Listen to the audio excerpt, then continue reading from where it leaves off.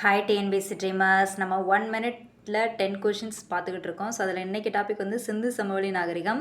So சிந்து சமவெளி நாகரிகம் எந்த ஆற்றங்கரையில் தோன்றியதுன்னா சிந்து, எல்லாருக்குமே தெரியும். இந்த நாகரிகத்தை கண்டுபிடிச்சவங்க யாரும் பார்த்தீங்கன்னா தயாராம் ஷகானி. இது நல்லா ஞாபகம் வச்சுக்கோங்க. அதாவது எல்லா இதையுமே அகழ்வாராய்ச்சி பண்ணவங்கள நீங்கள் நல்லா படித்து வச்சுக்கணும். மகஞ்சதர ஆராய்ச்சி பண்ணவங்க வந்து பானர்ஜி, சிந்து வந்து தயாராம் ஷகானி, அதை ஞாபகம் வச்சுக்கோங்க. இந்தியாவிலேயே மிகப்பெரிய ஹரப்பா நாகரிகம் எது அப்படின்னு சொல்லி பார்த்தீங்கன்னா தோலவிரா தான். அதுக்கப்புறம் துறைமுக நகரம்னா லோத்தல், அது குஜராத்தில் இருக்குது. அடுத்து உழுதவையில் கண்டுபிடிக்கப்பட்ட இடம் வந்து காளிபங்கன், அது வந்து ராஜஸ்தானில் இருக்குது. அடுத்து மிகச்சிறந்த நீர் மேலாண்மை அமைப்பு காணப்பட்ட இடம் வந்து நாங்கள் தோல்விரா தான்.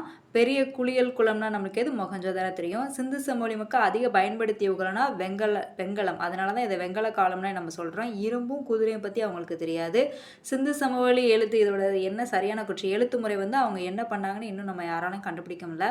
ஸோ மெயினாக அந்த சிந்து சமவெளி நகரம்னே யார் யார் என்னது அகழ்வா, அதாவது ஒவ்வொரு பிளேஸையும் ஒவ்வொருவங்க கண்டுபிடிச்சிருப்பாங்க.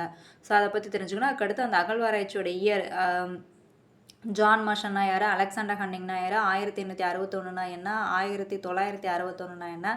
ஸோ இந்த மாதிரி பேசிக் கொஷின்ஸ் எல்லாமே ஞாபகம் வச்சுக்கோங்க. ஸோ இந்த பிடிஎஃப் நம்ம டெலகிராம் சேனலில் இருக்குது, வேணுங்கிறவங்க டவுன்லோட் பண்ணி யூஸ் பண்ணிக்கோங்க. தேங்க்ஸ் ஃபார் வாட்சிங். Kindly subscribe.